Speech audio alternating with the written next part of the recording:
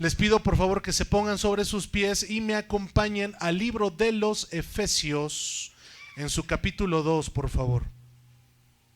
Libro de los Efesios en su capítulo 2. Vamos a leer del versículo 11 al versículo 22. Únicamente son 10 versículos y los vamos a leer alternadamente, hermanos, por favor.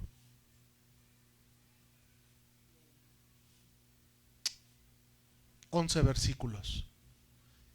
Efesios capítulo 2 del 11 al 22. Y lo vamos a leer alternadamente. ¿Me indican con su amén cuando ya estén ahí, por favor?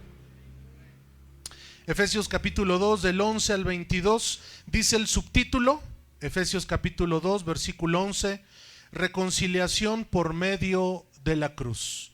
Leo el 11, hermanos, y así sucesivamente. Por tanto, acordaos de que en otro tiempo vosotros, los gentiles en cuanto a la carne, erais llamados incircuncisión por la llamada circuncisión hecha con mano en la carne. ¿Ustedes?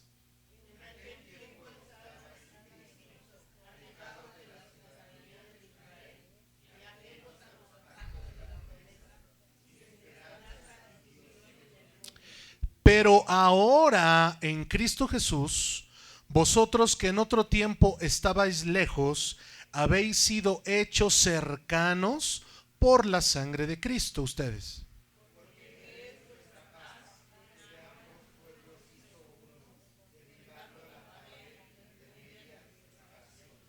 Aboliendo en su carne las enemistades, la ley de los mandamientos expresados en ordenanzas, para crear en sí mismo de los dos un solo y nuevo hombre, haciendo la paz. Ustedes.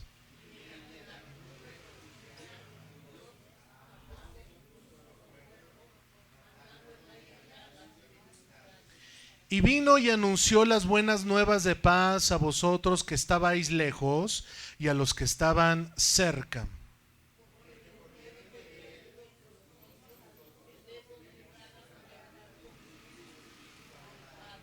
Así que ya no sois extranjeros ni advenedizos, sino conciudadanos de los santos y miembros de la familia de Dios.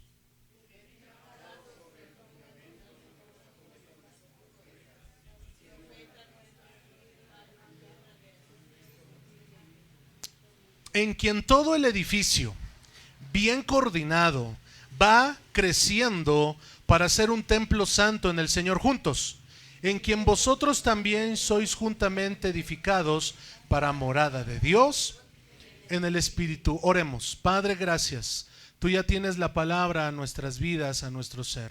Te agradecemos por Cristo Jesús. Amén. ¿Pueden tomar su lugar, amados? Quiero seguir, hermano, con la segunda parte de pues el sermón, hermano, el título que iniciamos el domingo pasado.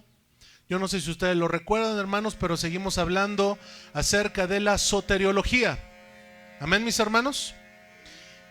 Explicamos la semana pasada qué significa esta palabra, qué significa el concepto de la soteriología, que no es otra cosa, hermano, que habla acerca de la salvación. También, hermanos, recordemos que la salvación, cuando hablamos de la soteriología o de la salvación, es el tema número 1 de toda la Biblia. Es, hermano, porque Jesucristo vino a morir por nosotros en esa cruz, hermano, y nos ha dado dos cosas: salvación y vida eterna. Repita conmigo: salvación, pero también vida eterna. Son, hermano, las consecuencias, hermano, de la obra que nos ha vivificado, hermano, a través de nuestro Señor Jesucristo. Bien, la semana pasada terminamos, hermano, el sermón con aquel versículo que está, por favor busquen, San Juan 12:47. Lo voy a volver a leer. San Juan 12:47 dice de la siguiente manera: al que oye mis palabras y no las guarda, yo no le juzgo, porque no he venido a juzgar al mundo, sino a salvar al mundo. Dice la última parte que él vino a ¿qué, hermano? A salvar al mundo, para que cada uno de nosotros seamos salvos por Él. No está hablando, hermano, de un solo grupo. No está hablando de un solo grupo, de hermanos o de mujeres o de naciones, sino está hablando de qué, al mundo, está hablando del mundo. Por lo tanto, cuando seguimos hablando de este tema de la salvación, está expresamente dicho en la palabra que la salvación es para todo aquel que quiera recibirla. Es gratuita. Y también, hermano, también debemos de hablar acerca de ello. La salvación no se compra con nada. La salvación, hermano, no se puede comprar con dinero, pero tampoco, hermano, se puede comprar haciendo buenas obras o tratando de ser buenas personas. Yo he conocido muchas personas que dicen: es que yo no soy cristiano, yo no comparto su fe, pero yo no le hago daño a nadie, yo soy bueno. Yo no sé cuántos se han encontrado mucha gente así, pero nos dice la palabra, y Jesucristo dijo: hay un solo camino, hay una sola verdad, y ese es Cristo Jesús. Dijo Jesucristo: yo soy el camino, la verdad y la vida, y nadie va al Padre si no es a través de mí, dijo Jesucristo. Por eso la semana pasada venimos hablando que nuestra vida cristiana, todos los años que tenemos que ser cristianos, no se entendería sin la persona, sin la figura de nuestro Señor Jesucristo.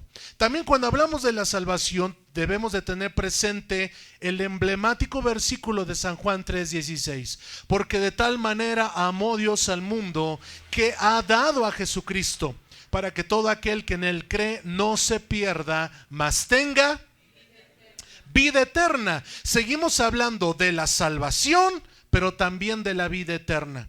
Es por eso, hermano, que cuando en algún momento compartimos el tiempo con alguien, hermano, es preciso decirle y preguntarle: ¿dónde vas a pasar tu eternidad? ¿Has pensado dónde vas a estar cuando mueras? Es una muy buena pregunta, es una muy buena interrogante. Y quiero leer el versículo 17, hermano. Dice de la siguiente manera, de San Juan 3:17, dice así.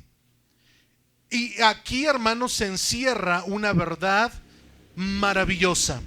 Porque no envió Dios a su Hijo al mundo para condenar al mundo. ¿Están conmigo? Sino para que el mundo sea salvo por él. Entendemos, hermano, que Dios envió a Jesucristo no para juzgar, sino para que ahora, hermanos, seamos salvos. Ahora entendamos el contexto, y le expliqué al final el domingo pasado. En este contexto que estamos leyendo, San Juan 3:16 y 17 y San Juan 12:47, encontramos en un contexto maravilloso que Jesucristo vino, hermano, no a condenar, sino a salvar al mundo. Dejó la exigencia el Señor Jesucristo de creer en Él. Ahora, ¿cómo se interpreta el día de hoy? Hay mucha gente, hermano, que ya no cree en Jesús. Hay mucha gente que no cree en Jesús, que ha decidido creer en Jesús. ¿Y qué dice la palabra, hermano? Que el medio principal por el cual recibimos la salvación y por ende la vida eterna es creer en Jesucristo. Hermanos, es creer en Él. Es que tú y yo realmente confiemos de que si yo creo, mi vida, mi fe ha sido depositada en el autor y en el consumador de todas las cosas, todo lo demás va a estar bien. Gálatas 4 y 5 dice de la siguiente manera. Repito la cita, Gálatas 4 y 5. Pero cuando vino el cumplimiento del tiempo, Dios envió a su Hijo. ¿Qué hizo Dios, hermano? Envió a su Hijo, nacido de mujer y nacido bajo la ley, para que redimiese, repita conmigo la palabra redimiese, para que redimiese a los que estaban bajo la ley, a fin de que recibiésemos la adopción de hijos. En estos dos versículos en Gálatas encontramos, hermano, que Dios envió a Jesucristo. cuando llegó el tiempo, lo envió con un propósito. ¿Para qué, hermanos? Para que nos redimiese. Ahora, en el versículo 5 encontramos, hermano, una palabra muy importante. ¿Para qué? Repita conmigo, ¿para qué? Escuchen lo siguiente. Cuando tú y yo, hermano, vemos en la Escritura el para qué, debemos de hacer un alto y hacernos la pregunta, ¿para qué? ¿Realmente para qué? Esto es por qué, hermano, porque hay un propósito. Repita conmigo, hay un propósito. En cuanto a la soteriología, en cuanto a la salvación, hay un propósito de que tú y yo no nos perdamos. Entonces podemos decir, bajo el concepto, hermano, teológico de la soteriología, que aquellos que desafortunadamente se van a perder o se están perdiendo, es porque así, hermano, ellos están decidiendo. Porque hay que creer, hermano, en Jesucristo. Por eso la importancia, hermano, y por eso lo venimos diciendo los predicadores de hace muchos años, que hay que mantenernos en la fe, que hay que mantenernos buscando a Dios. Porque la Escritura dice, hermano, y este es versículo, usted se lo sabe y se lo sabe de memoria: si el justo con dificultad, ¿verdad que así dice la Escritura? Si el justo, si el cristiano con dificultad se salva, ¿qué será de aquel? Del impío, de aquel que no quiere nada con Dios. Encontramos entonces, hermano, esa dificultad que menciona la Escritura, no porque haya una dificultad, hermano, sino de Dios para nosotros, sino que nosotros, hermano, lo hacemos difícil. Decimos, ay, pastor, qué difícil ser cristiano. En realidad, hermano, creo que cuando estudiamos este concepto y lo tenemos muy claro, creo, hermano, que los que hacemos difícil la vida cristiana somos usted y yo, poniendo obstáculos. ¿Y sabe cuál es uno de los máximos impedimentos? Sé que está, hermano, las obras que hace el enemigo, el diablo, Satanás, hermano, que ya está reprendido de la cruz del Calvario. ¿Dicen amén? Pero nosotros, hermano, uno de los mayores impedimentos que tenemos es andarnos quejando. Y acuérdese, hermano, que la queja enoja a Dios. Es andarnos quejando, es andarnos lamentando, es andar diciendo es que nadie sufre como yo.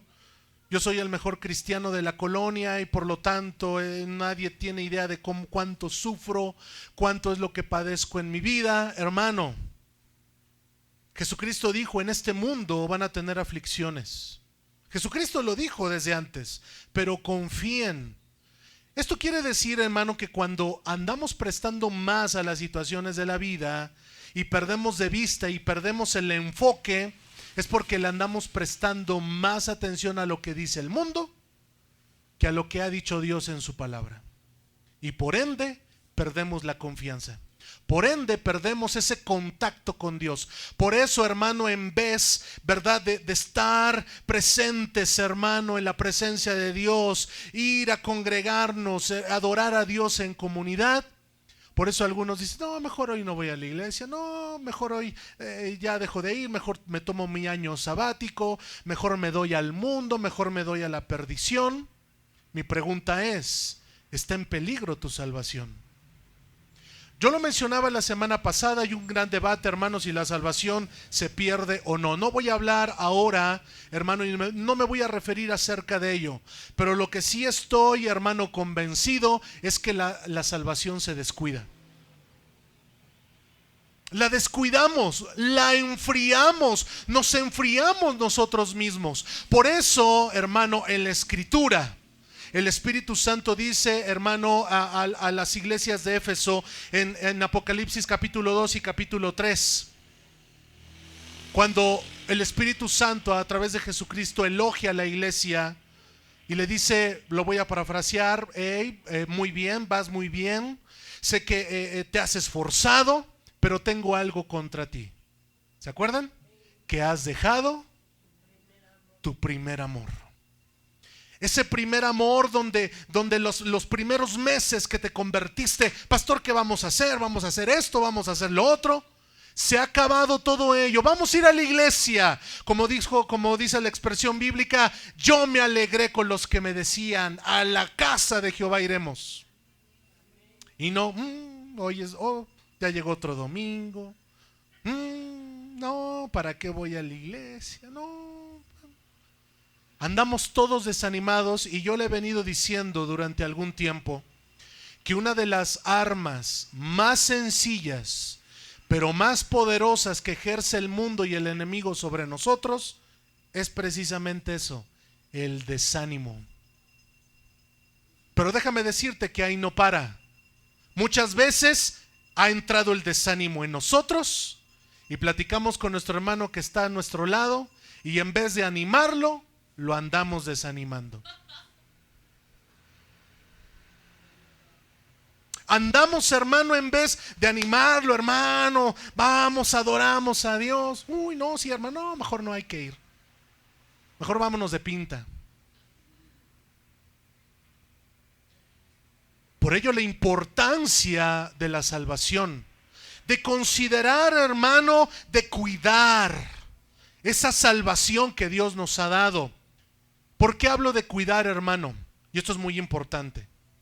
Porque tu salvación y mi salvación fue comprada a precio de sangre. Y no cualquier tipo de sangre. La sangre del Hijo de Dios, que se entregó por nosotros. Por eso, hermano, también muchas veces, aunque usted y yo no lo digamos de palabra, andamos, hermano, limitando el poder de Dios. Porque nuestra salvación, hermano, fue comprada por el Hijo de Dios. Derramó su sangre preciosa por usted y por mí. Y muchas veces andamos teniendo en poco esa salvación tan grande. Por lo tanto, hermano, creo necesario decir el día de hoy que ante eso es necesario el día de hoy pedirle perdón a Dios por ello. Porque muchas veces, estando desmotivados, porque muchas veces estando quejándonos de las cosas, hemos tenido en poco la sangre que Jesucristo derramó en la cruz del Calvario. Sigo adelante. En Gálatas capítulo 2, versículo 20, dice de la siguiente manera. Y mira, hermano, el apóstol Pablo decía en Gálatas 2:20, con Cristo estoy juntamente crucificado, y ya no vivo yo, mas Cristo vive en mí. ¿Por qué es importante, hermano, hablar y por qué el centro de nuestra predicación es Jesús? No solamente es Jesús, sino su obra. Cuando hablamos de la obra de Jesús, estamos hablando de la crucifixión.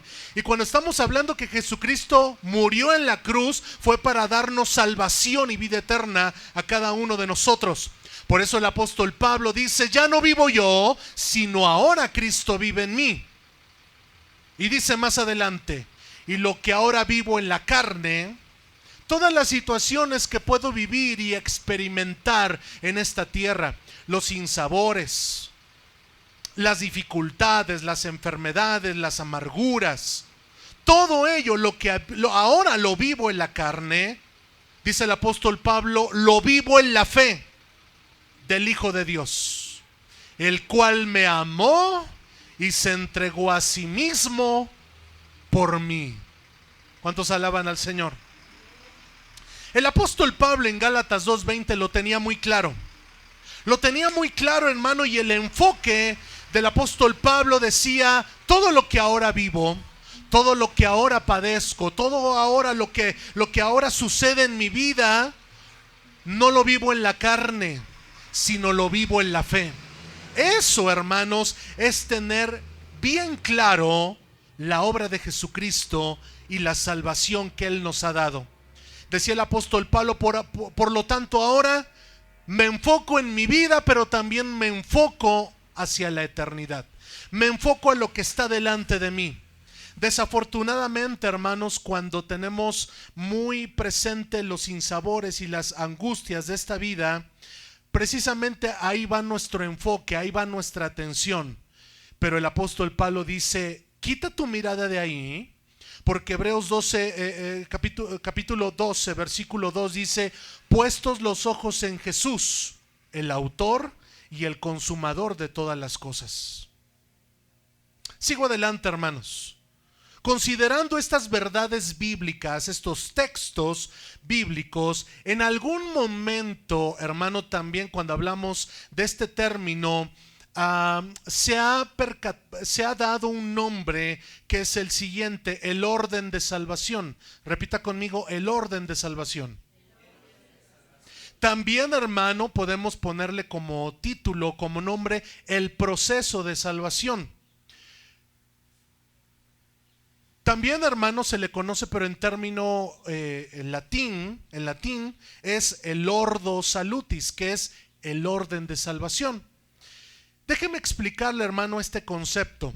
Es el siguiente: los hombres a lo largo de la historia, por supuesto basados en lo que dice la palabra de Dios, trataron de explicar qué era primero. Más o menos, hermano, déjeme decirle este chiste un poco coloquial.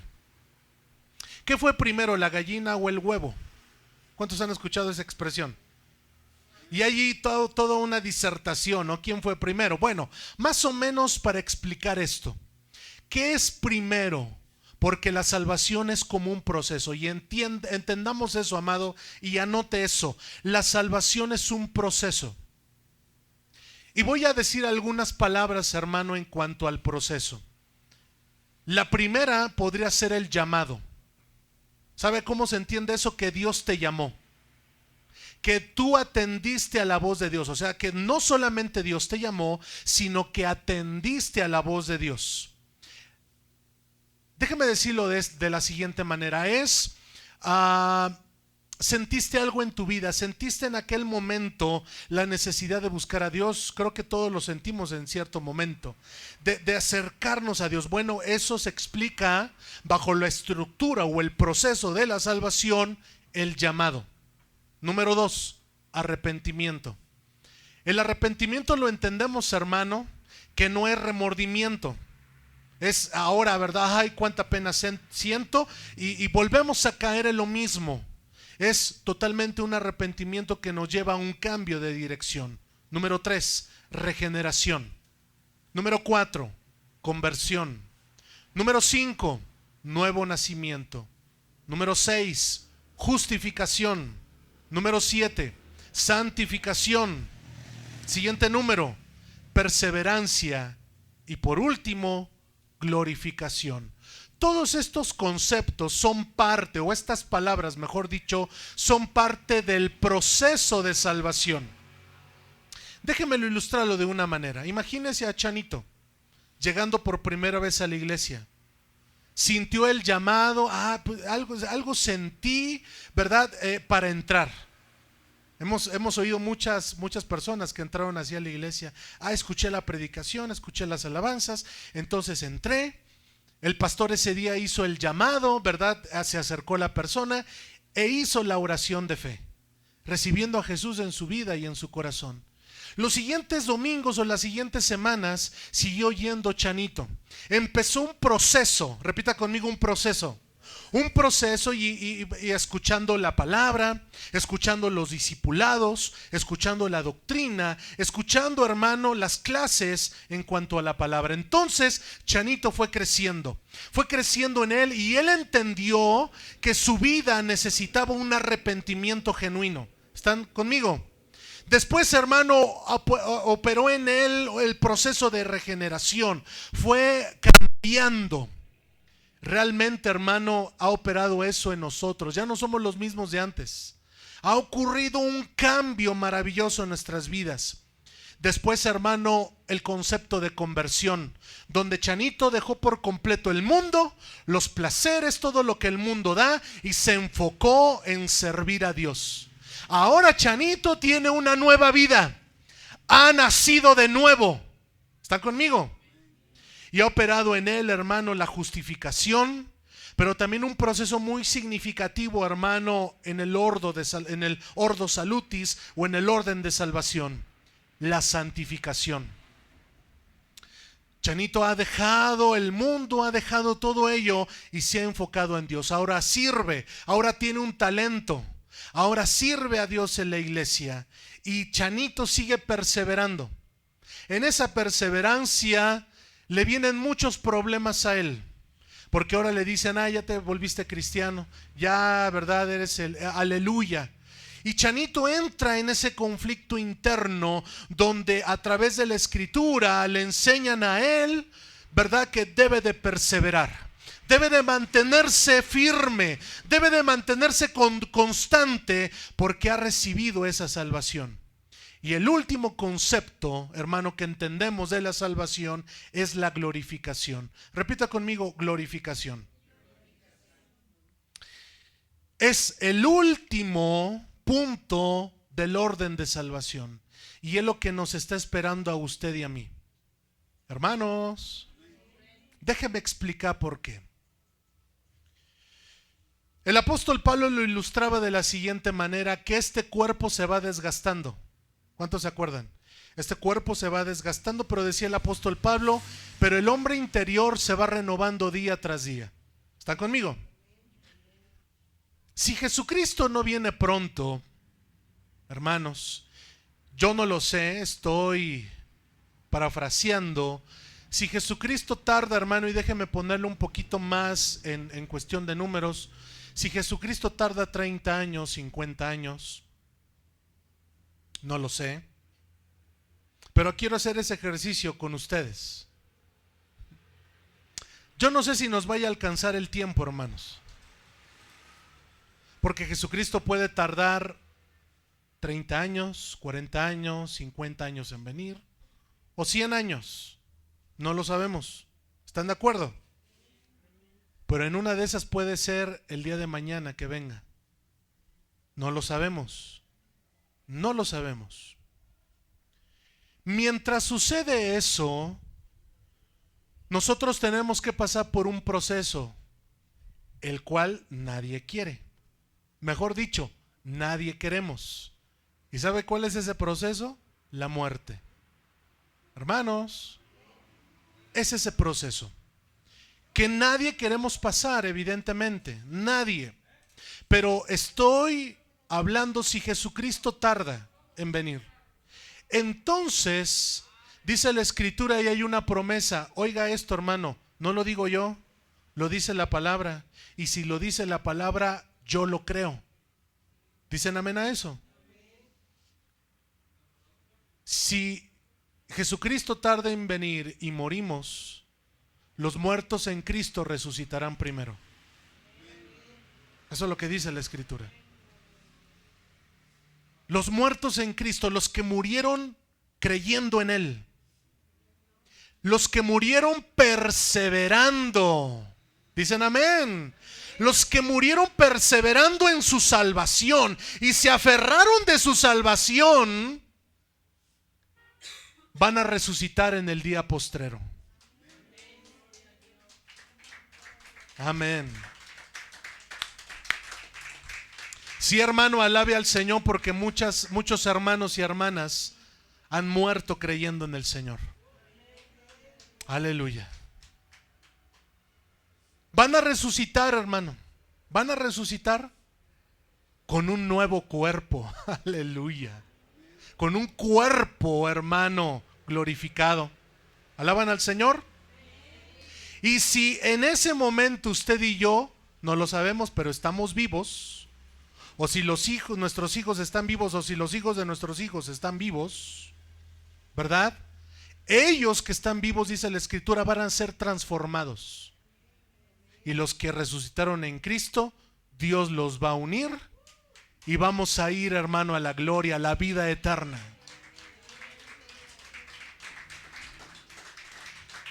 Eso que acabo de mencionar, que usted lo sabe y lo sabe muy bien, en el proceso, en el orden de salvación, se llama que vamos usted y yo a ser glorificados. Porque el apóstol Pablo dice, aún no se ha manifestado lo que va a ocurrir en ustedes. Aún todavía no. Manténganse, por lo tanto, firmes y constantes. Y es el punto, hermano, El punto casi final que nos debe, hermano, de mantenernos firmes y constantes en el Señor. Ahora, cuando hablamos de este proceso de salvación o de la salvación, sé que, a ver, déjeme expresarlo de la siguiente manera, espero darme a entender. Sé que probablemente a algunos les cueste más que a otros. Seamos sinceros, hermanos, lo sé. Sé que algunos, bueno, pues somos más resilientes que otros, ¿verdad? Lo que voy a decir a continuación lo voy a decir con mucho amor y con mucho respeto. Sé que algunos, ¿verdad? Como dice el dicho, ¿verdad? Ya voló la mosca, ¿verdad? Y lo sienten. Y ahí están, ¿verdad, pastor? Mandándome mensajito, ya, yo los escucho, no hay ningún problema. Pero hay otros que son más resilientes, ¿verdad? Que solamente tomando un minuto, pastor, estoy pasando esto, ore por mí. Se acabó. Pero hay otros que son más aprensivos. No sé si me estoy explicando, creo que sí.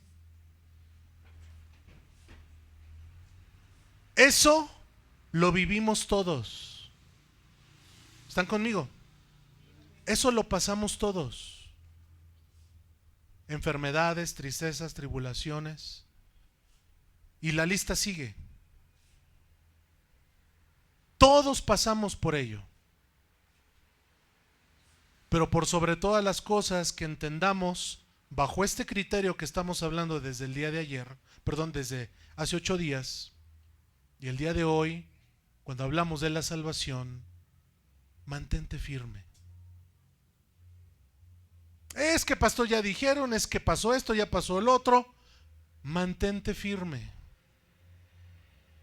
Mantente resiliente. Mantente constante. Ahora déjeme decirle una cosa. Y va a sonar muy fuerte, hermano, pero es la verdad y estoy aquí para decirle la verdad. Sé que muchos de nosotros nos preocupamos por nuestros familiares que no han llegado al conocimiento de Dios, porque también debemos de decirlo, hermano, cuando hablamos de la salvación. Déjeme decirle lo siguiente, que mientras nosotros estemos bien y estemos con vida, debemos de seguir poniendo el dedo en el renglón, aunque nos tachen de religiosos, aunque nos tachen de aleluyas, o aunque nos tachen de extremistas, tú, a tu familia, le debes de seguir hablando de Dios. Ah, ya vas a empezar. Sí, voy a empezar. Tú necesitas a Cristo Jesús. No sé si me estoy explicando. Porque va a llegar el día que probablemente ya no estés o ya no esté. ¿Está conmigo? Puede pasar. Pero mientras nosotros tengamos vida, debemos de seguir hablando de lo que Dios ha hecho en nosotros. Debemos de debemos de seguir hablando lo que Dios nos ha permitido vivir. Lo que dice este libro maravilloso, de seguir hablando la palabra de Dios. Y por lo demás, no se preocupe, porque la salvación es personal. También debemos de decir eso en cuanto a la salvación. La salvación es personal. Dice específicamente el libro de Ezequiel capítulo 18, por favor anótelo, leer Ezequiel capítulo 18. Y es bien significativo este pasaje, hermano, porque ya este concepto, bueno, en toda la Biblia habla acerca de la salvación, pero es muy importante Ezequiel capítulo 18, porque dice lo siguiente, y lo voy a parafrasear: cuando estemos con el Señor, ¿se entiende, verdad? Cuando estemos con el Señor allá en la gloria, el Padre no va a dar cuentas por el Hijo. ¿Me siguen? Ni el Hijo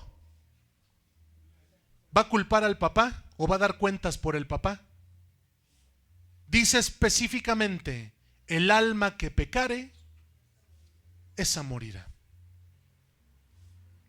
Por eso es bien fácil, es muy sencillo. Mientras tengamos vida y tengamos la posibilidad de seguir hablando, hermano, y de seguir predicando la palabra, de lo que Dios ha hecho en nuestra vida, en nuestro corazón, es necesario hacerlo. Es necesario. Qué desafortunado es encontrarnos con hermanos que ya dan todo por hecho.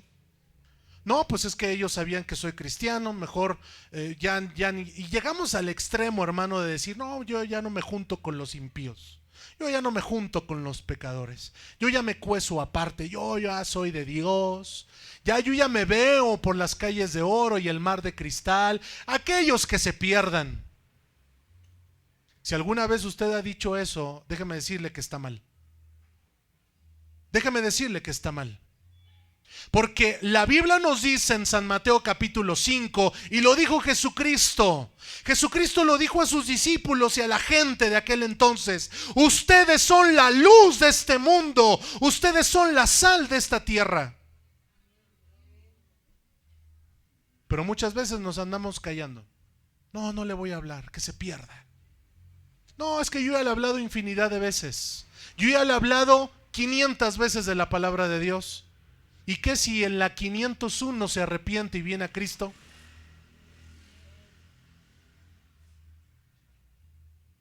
Es por eso, hermano, que si pensamos así, pensamos mal. Y entramos ya en el papel de Dios. Sí, hermano, entramos ya en el papel de Dios, en decir quién sí y quién no. No sé si me expliqué. Tú sí, tú no. Y andamos tratando de hacer el papel de Dios cuando Dios no nos ha dado eso.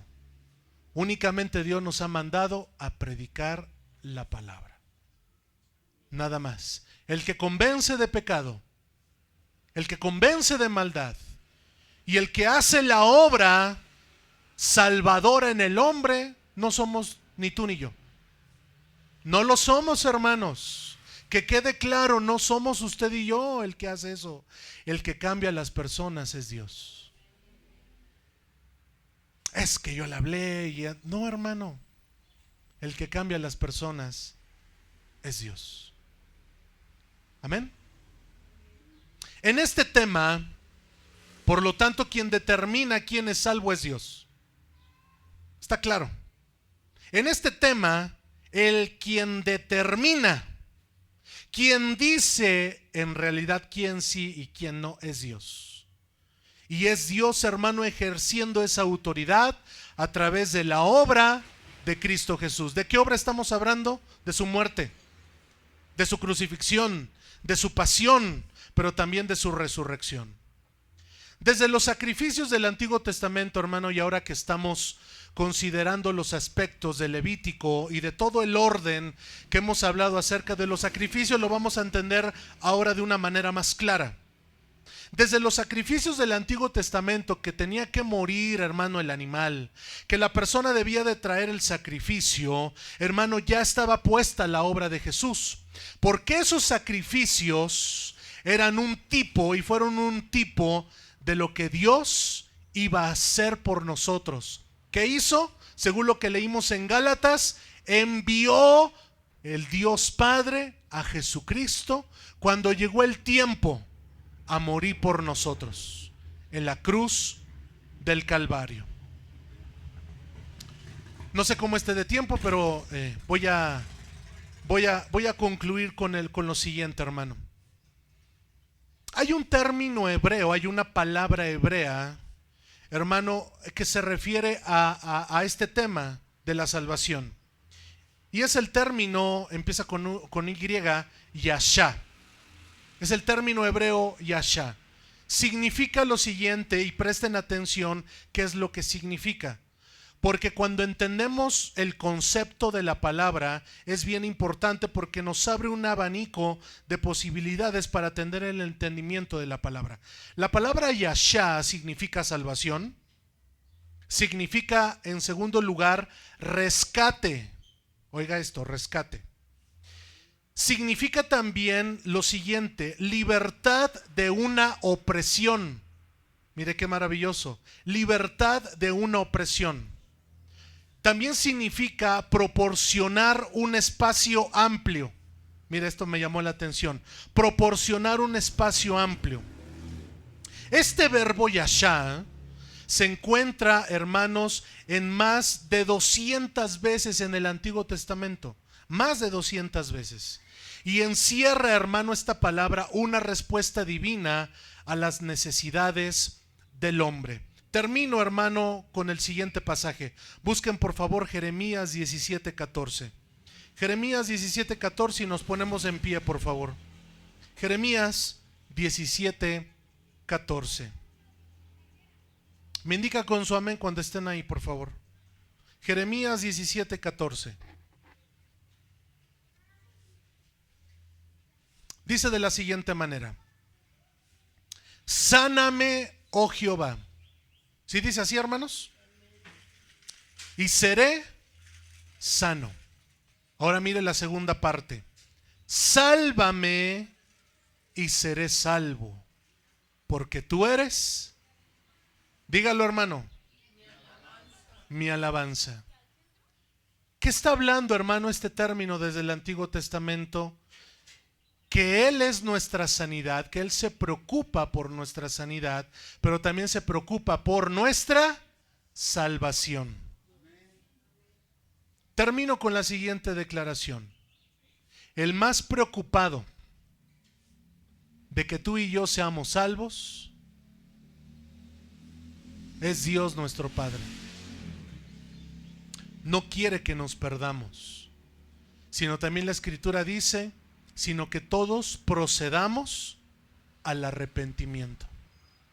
Cuando hablamos del arrepentimiento, justificación, regeneración, santificación, llamado, hablamos del ¿qué? Del proceso. Del proceso que encierra, hermano, todo el concepto de la soteriología. Por lo tanto, hermano, preservemos nuestra salvación. Y quiero terminar con esto, porque algunos se preguntarán, bueno, pastor, ¿cómo cuido? ¿Cómo persevero en la salvación? ¿No dejándote de congregar? ¿Dicen amén? No solamente abriendo la Biblia cuando llegamos aquí, no, también ábrala en tu casa. Léela, medita en la palabra, ora. ¿Está conmigo? Ayuna. Amén. Pasa tiempos con Dios meditando su palabra. Amén. Ahora quiero ser más práctico. Cada uno de nosotros sabemos en lo que tenemos que cambiar. No hace falta que venga un profeta y te ponga la mano y te diga, Chanito, no, hermano. Cada uno de nosotros sabemos cómo estamos parados delante de Dios. Punto. No hay más. Y cada uno de nosotros sabemos los cambios que debemos de hacer. Si es en la forma de hablar, si es en la forma de pensar, si es en la forma que no hemos dejado algunas cosas, lo sabemos y lo tenemos muy claro. Empezando a hacer cambios en nuestra vida. ¿Dicen amén a eso? Que yo creo que es una de las cosas más poderosas. ¿Sabes por qué? Porque si tú empiezas a cambiar, hermano, no vayas a ser como Chanito, ¿verdad? Señor, aquí estoy, pero tócame, pero envíalo a Él. A mí dame todas las bendiciones, pero yo no quiero hacer nada. No, hermanos. Y déjame decirte que es una de las cosas más maravillosas. Cuando los que estén a nuestro alrededor empiecen a notar que estamos cambiando, que ya no estamos reaccionando como antes, que ya no decimos a lo mejor malas palabras, que ya a lo mejor ya cambiamos, ¿verdad? La gente se va a maravillar, hermanos. La gente va a decir, ah, caray, ¿y qué le pasó a este? ¿Qué le está pasando a esta? Si antes, ¿verdad? Con poquito explotaba y decía y decía y ponía todo de cabeza. Cuando empecemos a cambiar, la gente que está a nuestro alrededor va a empezar a cambiar también. Apréndase eso, hermano. Porque nosotros decimos, voy a cambiar cuando cambie él. ¿Verdad que sí? Voy a cambiar cuando cambie ella. No, el cambio es personal. Y de lo demás, hermano, insisto, no se preocupe. Dios tiene el poder y Dios tiene el control. Bendecimos a Dios, hermano, levante sus manos.